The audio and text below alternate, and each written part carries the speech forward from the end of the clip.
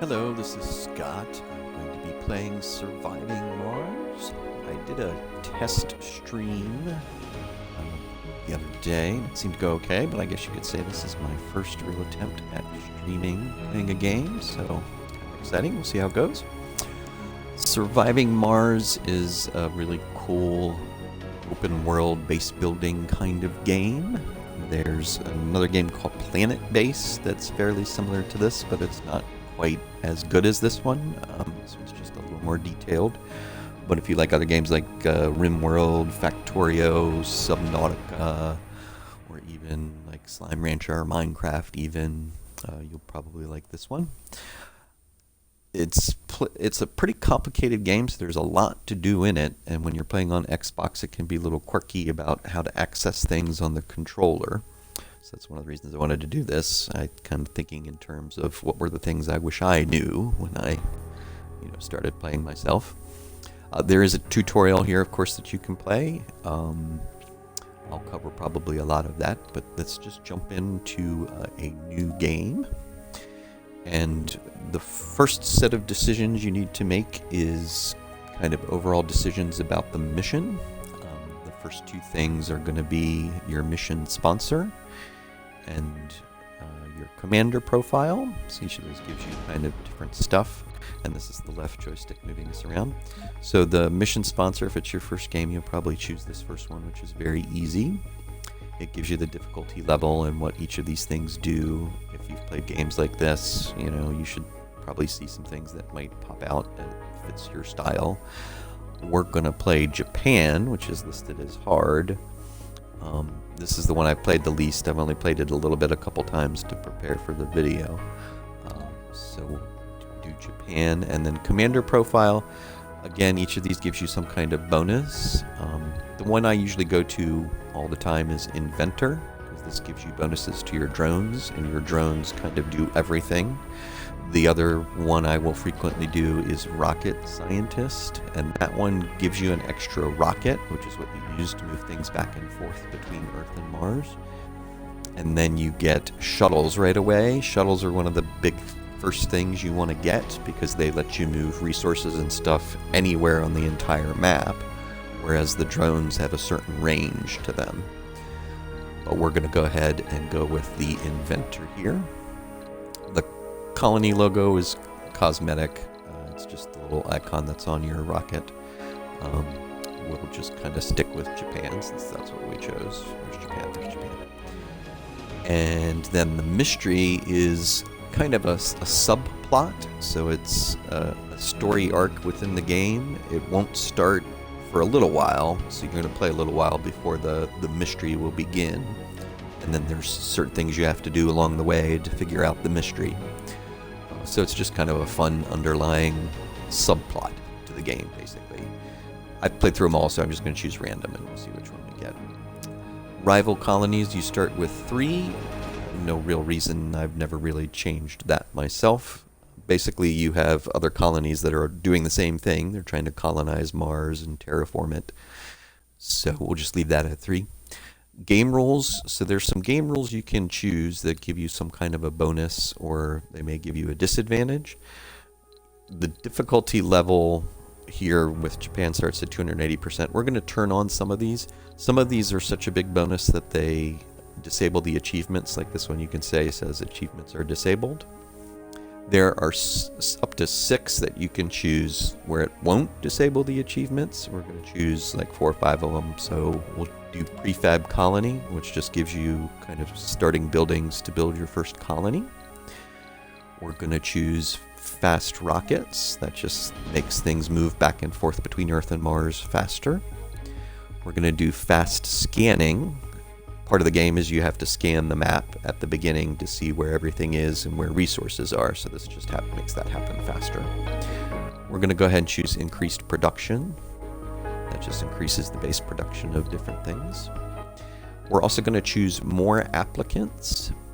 That just gives you a bigger starting pool of applicants to choose from on Earth. And then the other one you can choose if you want to is No Disasters. That means there won't be any big disasters that happen that you have to deal with. I'm going to leave that turn turned on so that we do have disasters, so you kind of see what it's like to have to deal with those. So we'll choose just those 5. So for Japan, one of the things was faster drones that fly, and then there's automatic metal extractor. So usually for metal, when you mine it, you have to have colonists in it. So this is just an option that lets you do it without colonists, which is kind of a big bonus. And then the drawback is that applicant pool is going to be reduced. So that's why choosing the additional ones at the start as a rule, I think, will offset that a little bit. But we've also made Japan not hard by choosing all those, but that's fine. So we've done all these basic decisions. Yes, double checking. Oh, we have to rename the colony. We don't want it to just be called our colony. That's a little too boring. So let's do the right joystick. You press down to rename it. And this isn't hugely creative either, but because Japan is our sponsor, we'll just call our colony Japan 2. And we'll call it a day. You can always change that later if you want. All right, so then we go to our next screen. So the next screen is what we want on our first rocket that we get sent to Mars. Some of those are going to be prefab buildings. I'm just going to stick with what we're given. That's going to be goods kind of buildings that we need to start. One of the things I always try to do is get as many orbital probes as I can.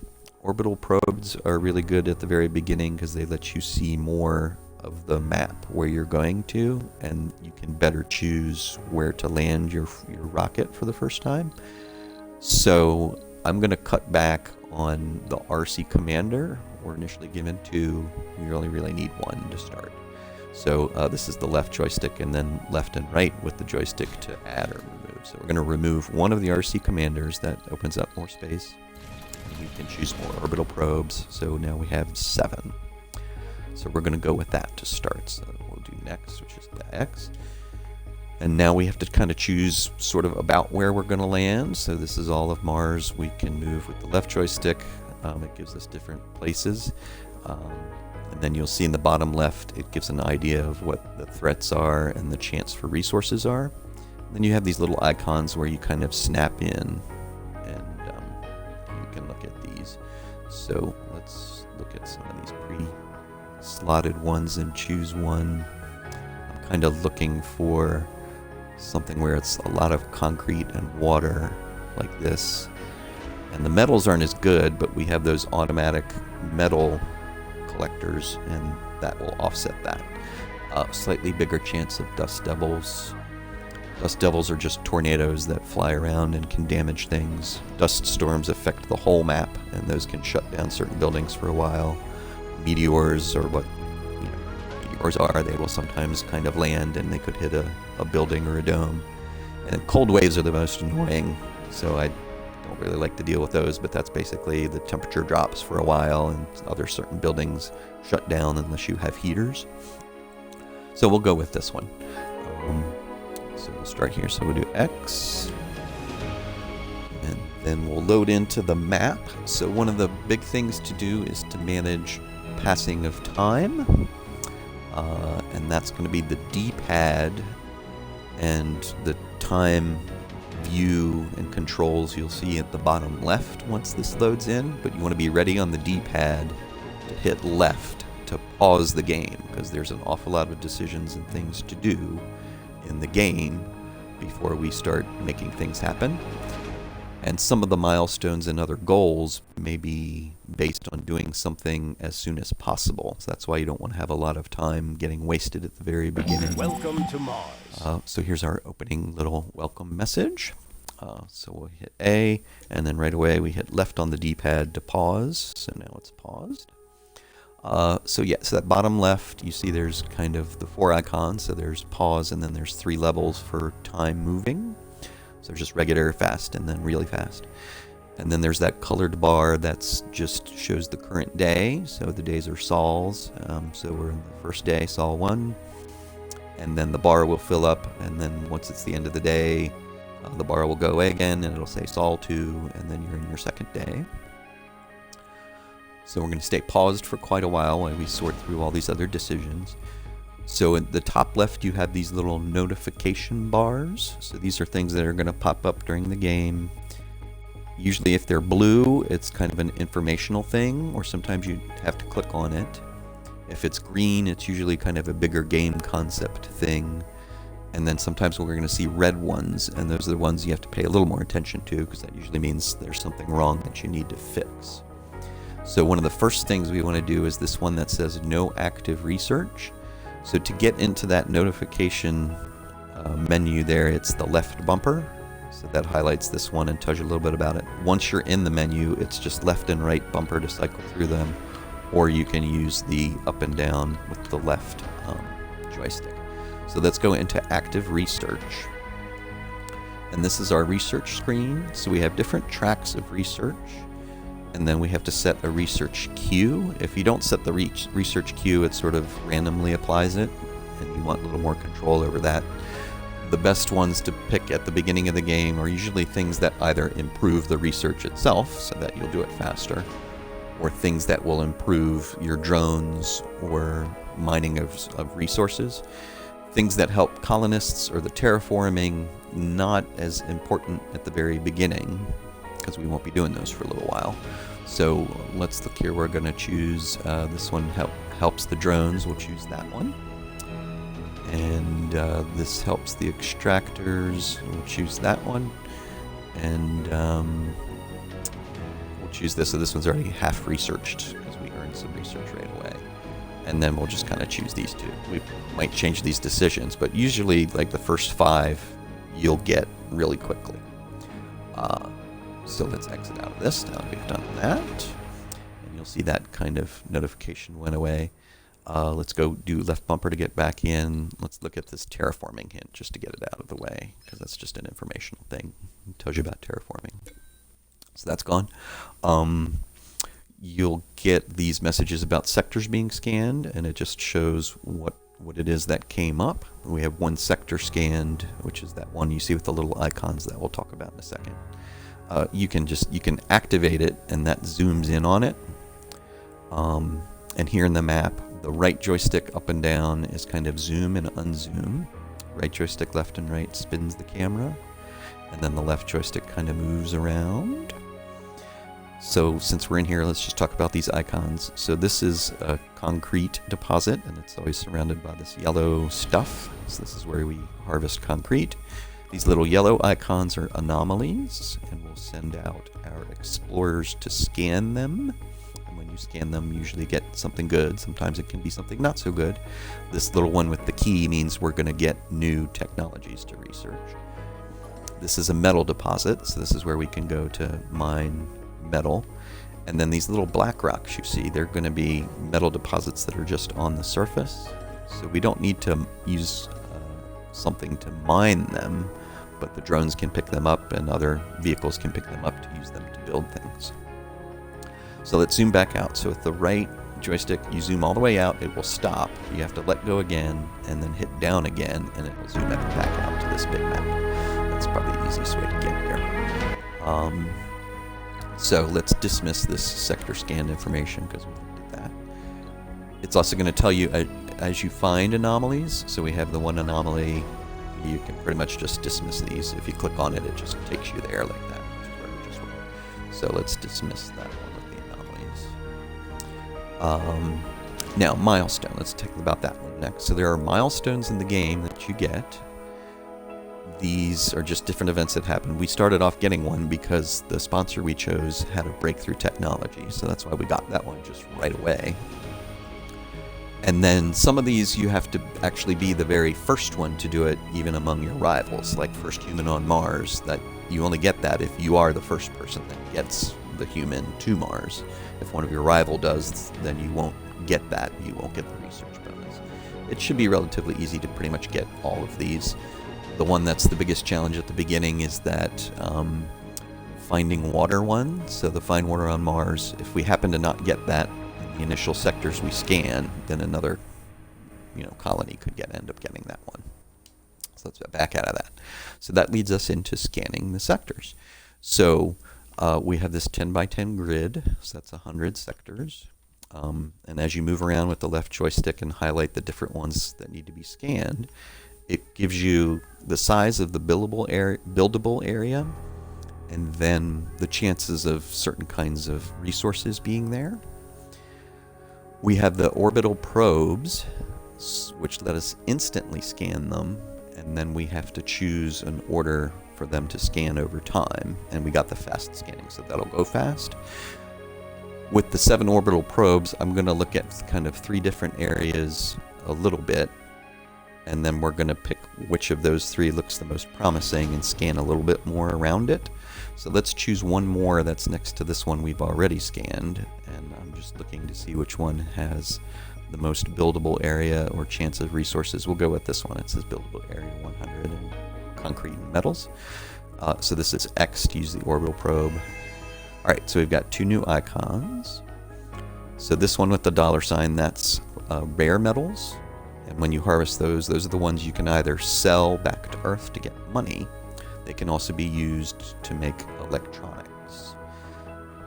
And then we have this one, which is a research site. So if we have a dome that's built near the research site, and we have scientists conducting research in the dome, then they get a bonus. That's basically what that means. So we've scanned those 2. Let's find another kind of general area of the map. Now you'll see this area up here is a higher level. We can't actually move vehicles and things between there and down here at the beginning. We have to build a ramp or a tunnel eventually. So I'm going to avoid that to start because that's just less area up there. I'm going to focus on the down low part here. So let's choose a space somewhere around here where, here we go. This one has like a high chance of 4 different things. So let's choose this one. So we use probe again. And this is another different kind of anomaly. And this is another research zone, and this is another metal deposit. All right, let's choose one next to this. That looks promising. That's 90. That's got too many mountains. Let's go with this one. Doesn't really say there's a chance of anything there, but there could be. All right, so now we have another concrete deposit. All right, let's choose another one kind of up here. This looks kind of open. I'm going to just look around for something that might have a lot. Yeah, let's go. We'll go back to this one. All right, so let's do this one. Nothing. That time we got nothing, so there was nothing there. That was a waste of a probe. And then how about this one? So now we have another anomaly. That's a research anomaly. So that just means when the explorer scans that, we get a big one-time burst of research.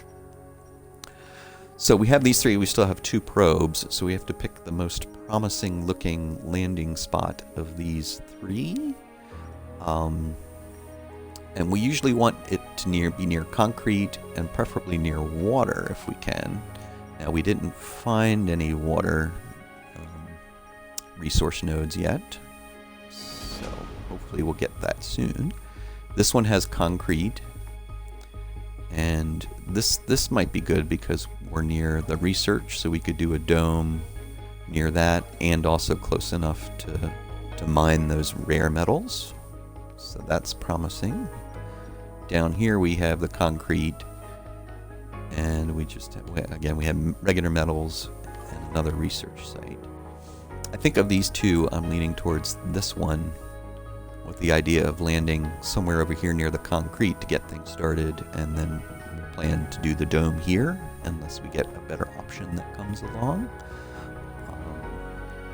So we're going to go with that. Let's scan a couple more now around here then to see what, as we got 2 more. Let's do this one, another anomaly. Let's do this one, and another anomaly. Okay, so now we've used all our orbital probes. Now let's start the scanning queue. And I'm just going to choose immediately around, so we're doing Y. So let's just scan all of this. You can have up to 9 in the queue at one time. So we'll do that group, and that's going to we'll build out from where we're starting. Okay, so that is all the scanning, all of that, and we can now dismiss that notification. So left bumper. Select a sector, we've already done that. We can dismiss that now. So now we have that big flashing thing at the bottom. That's our rocket, and it's got the icon and it's flashing because it wants us to do something. So to access that middle bottom part is the right bumper, and that brings up the rocket, and it says it's ready to land. So we'll go ahead and land the rocket. Now you'll see that the hex around the rocket, what that is when it lands or it takes off, it's going to kick off a bunch of dust in that area. So we don't want to be building anything there, or if we're landing a rocket later near a building, we don't want the building to be in that area because then it'll get hit with a bunch of dust and it could break down or need maintenance. So we're going to land the rocket somewhere close to the concrete deposit because we want to start doing that immediately. Normally we would want to be near a water deposit if we can. There isn't one, so we're going to have to use a moisture vaporator, which is what's going to create our water to start. And then we're working towards the idea that we're going to do a dome over here right now. So I'm just going to choose right here. And we'll get the rocket started. So click. And now we can finally start moving the time a little bit. Alright, so that's just the regular speed. I'm going to pause it right away again because we got a bunch of new notifications that popped up. Let's just look at those real quick. So we've got new anomalies. Those are the ones we just scanned. We can dismiss that. We got another sector scan message. We can just dismiss that. And then we got this research accomplished. So you can see that those 5 things that we chose, we kind of automatically got 4. So we can choose 4 more right away. So I'm just going to choose, see, this one generates research. So I'm going to actually make this a higher priority than this one, which is colonists. So you can do that with, if you do right trigger and then A, that automatically puts it in at the top. So we'll do that. And we'll just kind of choose these. And we have that key done. So that's going to be the next round of things that get researched. We'll hit play again. So we can see the rocket landing. I'm going to speed it up a little bit. Okay, so now it lands, and our 2 RC vehicles come out. So pretty much anything in the game that you can click on to control will bring up that separate window in the top right. And then to access that, this is one of the little quirky things. You have to hit right trigger, and then you can use the D-pad to move around, or you can use the joystick. I think you have more control with the D-pad, because if you use the joystick, sometimes you'll go too far. It can be a little kind of weird and quirky. So this is the RC Commander. So this is a vehicle that controls drones. And the larger hex around it, that's the range of the drones. So as long as whatever you're trying to build or do is in that hex, the drones will be able to reach it and do it. This is the Explorer, so this is what we're going to use to scan anomalies. And look at this, we got an anomaly right here. So let's go scan this one. And that's just right trigger and A to scan it. So that'll start moving over there. You click on the rocket, so now we have the rocket. So this is that same dust section. This larger one is for any drones that the rocket might be controlling. Right now it's not controlling any, because you can see that in the panel. But that would be the range of the drones controlled by the rocket. One of the things I'm going to do, so it's right trigger to bring it up, and then D-pad. I'm going to turn off this setting that says allow forbid exports. If they're allowed, that means if there's rare metals anywhere near the rocket, the drones are going to put it on the rocket so that you can take them to Earth and sell them. We're not going to be doing that for a while, so I'm actually going to turn that off for the moment. And a lot of these toggles, you'll see you have an option of turning it off for the one thing that you're clicked on, or for all of them. I'm just going to do forbid on all rockets. We only have the one anyway right now. But anyway, so now it's not going to try to export any rare metals. And then let's talk real quickly about the row of icons at the top. So to access those, it's up on the D-pad, and then it's the D-pad left and right, or the joystick. Let's look at these. Let's just touch on them real quickly, left and right. This one's about your money. How much do you have? How are you making it? This is about your research. How much are you producing, and what's the next thing you're going to research, and how long is it going to take you? Then we have power, and then life support, which is your oxygen and water. The next little group is your basic resources. So there's metal, concrete, food, and rare metals. The next group are your advanced resources, which are made from the basic resources. Those are polymers, machine parts, fuel, and electronics. The first one you want to start producing right away is fuel, because you want to get your rocket fueled up as soon as possible to send it back to Earth so you can bring more stuff. We start with only one rocket. The next one you're likely to want to build is the polymers, and then probably machine parts and electronics. It's not a hard and fast rule, but that's in general probably what you want to do. Waste rock isn't really something you intentionally make. It's sort of a byproduct of mining and doing other things, and it can be a bit of a nuisance earlier on in the game. You sort of have to control where the waste rock goes to avoid certain problems. The next one is your prefabs. So this is a list of all the buildings that you can just automatically build without any resources. Later on, some of the buildings you need to collect the resources and then build them. This just lets the drones build them right away. This is your drones. Right now we just have 4 right now. We're going to definitely need more as soon as possible. And this is information about the colonists. This is basic information. Tourists, which we're not going to have to worry about for a while.